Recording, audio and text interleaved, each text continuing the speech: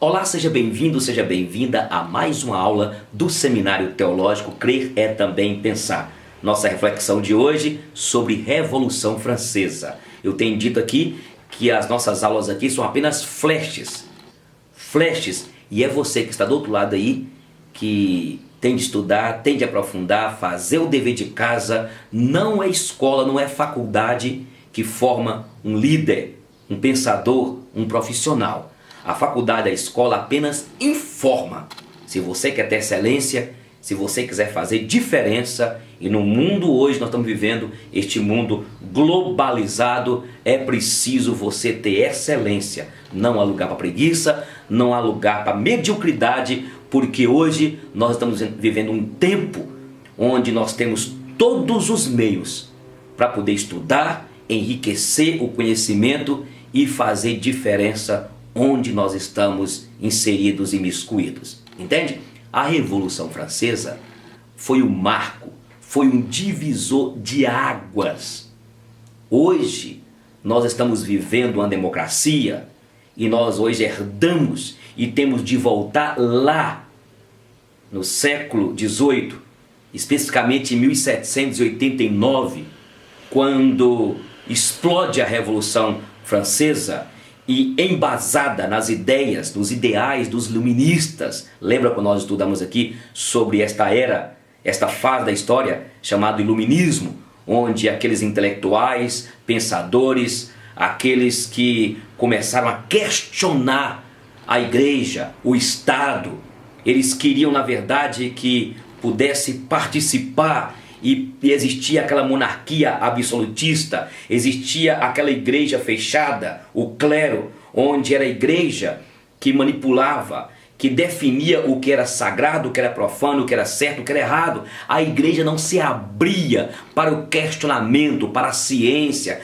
para pensar, para a intuição, para o experimento. E estes iluministas que eu lhes disse, os ideais deles, que começa ali no início do século XVIII e culmina no final com a Revolução Francesa. Eles queriam, e aquele pensamento que eu lhes disse, liberdade, fraternidade e igualdade, o direito privado, a liberdade de ir e vir, a liberdade do pensamento, da expressão, a liberdade de você questionar. Temos de agradecer lá, desde eles lá, a questão do Estado laico. Então nós usufruímos hoje e devemos olhar lá e ver a diferença que eles fizeram. Então a Revolução Francesa foi um marco, um divisor de águas. O que aconteceu? A França estava lá, aquela monarquia absolutista, a igreja, o clero, aquela nobreza que eram os governantes daquela monarquia, que não pagavam impostos, que viviam lá usufruindo das benesses daquilo que o povo, 99% do povo trabalhava, pagava impostos, e eles não pagavam impostos para ficar lá naquela redoma. Era esse contexto que acontecia. Aquela França, com aquela monarquia absolutista, e ali tinham aqueles pensadores intelectuais que queriam, na verdade, derrubar o rei, derrubar aquela monarquia e instalar uma monarquia parlamentarista, e instalar um governo onde pudesse haver a participação de todos. Nós temos de ver isso e a contribuição que eles deram. Aconteceram mortes, tiveram erros, como aconteceu em vários momentos da história. Sempre foi assim, é assim. O homem é esse aí, que busca a sua liberdade. E nesse contexto então, que a França estava vivendo, estava totalmente fragmentada, havia uma miséria, uma fome instalada, a França estava sendo vilipendiada, o povo estava faminto, havia uma seca, não tinha como plantar, o trigo, o pão faltava, a produção agrícola, a plantação não tinha como, e ali existia a França vivendo aquela situação de miséria. A nobreza, o clero, como também ali aqueles governantes daquela monarquia absolutista, com medo, eles queriam então tentar fazer ali, chamar o povo para resolver o problema da fome e da miséria.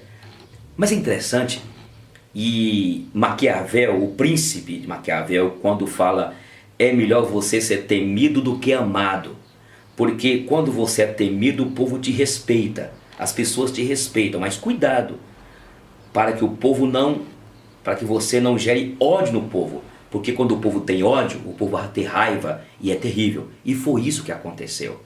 O rei não estava mais sendo temido, e respeitado, mas estava sendo odiado, porque viviam lá naquela opulência, viviam lá e não preocupavam com a desgraça, com a fome do povo.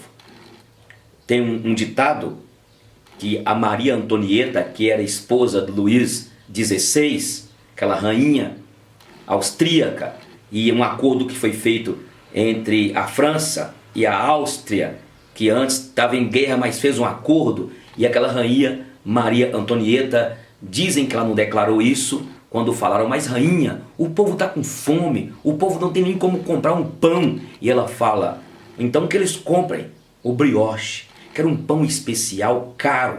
Mas para você ver, e a citação é para que nós entendamos a situação de miséria, de pobreza, e a situação como vivia tanto o clero, como aquela nobreza, aqueles governantes que não pagavam impostos e viviam naquela vida ali, naquele aparato ali de proteção, sem sair. O Luís XIV, avô de Luís XVI, havia feito o Palácio de Versalhes, opulente, aquela opulência, aquela coisa estrondosa, maravilhosa. Tudo nós vemos então, quando nós estudamos, como que vivia a nobreza, aqueles governantes que não preocupavam com o povo. Então, a França estava vivendo nesse contexto. A fome era tão grande que se alguém era encontrado na rua comendo algo, era sujeito a ser morto, tomado aquele pão, aquela comida. Se alguém guardasse na despensa alimento, era sujeito a ser arrancado de casa e ser linchado. Tal era a situação de miséria que vivia esse contexto da França. Então veja que aí começou a movimentar o povo. E eu quero colocar aqui como que dividia então aquela sociedade francesa. Eu diria os 3 estados, que o primeiro estado era o clero. Existia o alto clero e o baixo clero, que era a igreja, que era lá aqueles sacerdotes, eram aqueles que cuidavam lá da parte religiosa e que estavam lá no palácio. Tinha um terço das terras, não pagavam impostos, e esse então era o primeiro estado. O estado do clero, os religiosos, a igreja lá católica, que tinha um terço das terras e não pagava impostos. E depois vinha o segundo estado, que era a nobreza, os governantes, o rei, aquele estado absolutista, dominador, manipulador. E o rei era aquele que unia com a igreja, o papa, com aquela liderança eclesiástica da igreja católica. E ali também o rei era aquele que definia quem podia viver, era ele que legislava, era ele que definia tudo. Por isso nós estudamos naquela mensagem sobre o iluminismo, que eles queriam lá o governo tripartite, né? Que é o executivo, o judiciário e o legislativo, para que houvesse então essa divisão do governo, para que houvesse melhor a liberdade, a igualdade e a fraternidade. Então veja bem que nesse contexto agora vem o Estado, o terceiro Estado. Então o segundo Estado é o que é a nobreza, os governantes. O terceiro Estado vem então os girodinos, que eram aqueles que mexiam com o comércio, é como se fossem hoje os empresários, aqueles que lidavam, que na verdade dinamizavam a economia na França. Então eram chamados girodinos. Eles eram a alto-burguesia.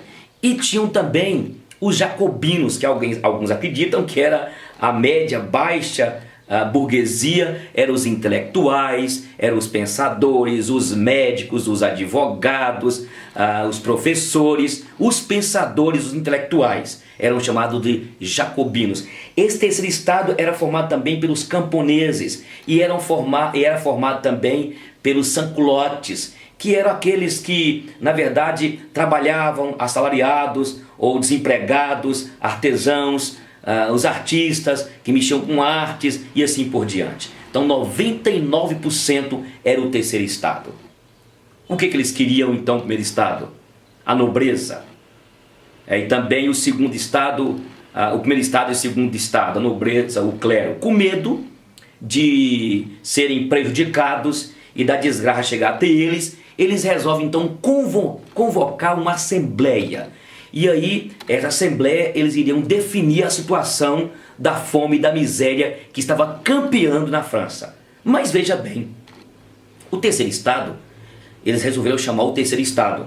O terceiro estado era representado então, os camponeses e os sans-culottes, pelos girodinos, aqueles que mexiam com o comércio, e os jacobinos, os intelectuais, os pensadores, estes que na verdade tinham lá as ideias, os ideais dos iluministas, não é? Lá desde antes. Eram estes que queriam de qualquer forma, nem se fosse pela força, nem se fosse pela espada, iam derrubar de qualquer jeito o rei. Reuniram, e nessa reunião, o que decidiu? Terrível, horrível. O que decidiu foi que o clero e a nobreza, os religiosos e a nobreza, o rei Luís XVI, com a sua esposinha lá, Maria Antonieta, a Maria Antonieta e o rei Luís resolveram então que não pagavam impostos. E ali então eles decidem que o terceiro estado, os camponeses, os culottes, os girodinos e os jacobinos iam pagar mais impostos. Aí houve a revolta.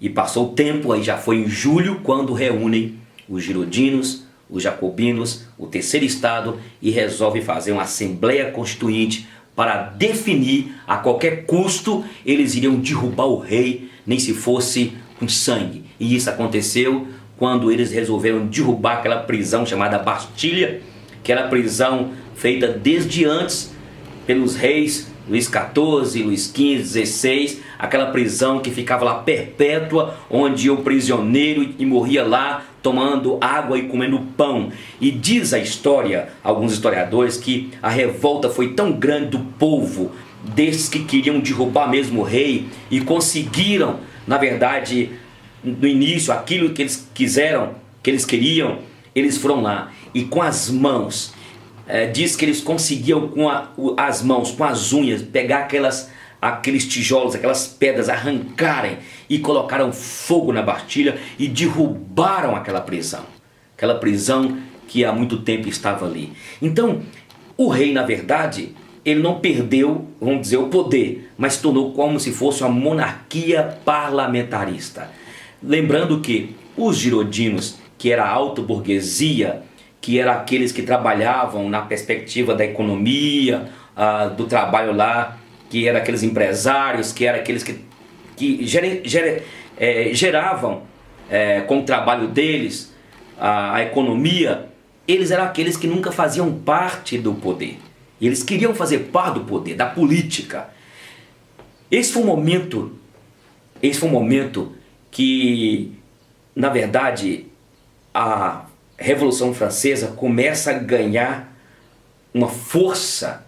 E eu quero falar na próxima aula nossa sobre o que acontece desse momento em diante. Porque, ora, os girodinos começam a tomar também o poder, depois os jacobinos, e o que acontece? Na verdade, o Luís XVI ficou preso ali na França.